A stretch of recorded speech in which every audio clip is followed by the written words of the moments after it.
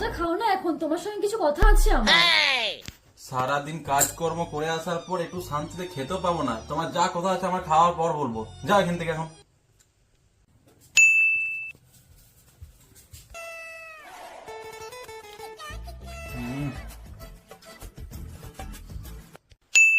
হ্যাঁ বলো, তখন খাবার সময় কি বলছিলে?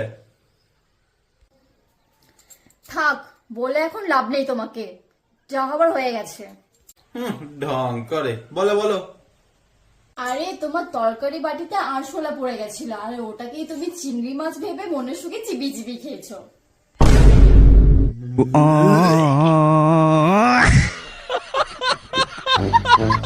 Oh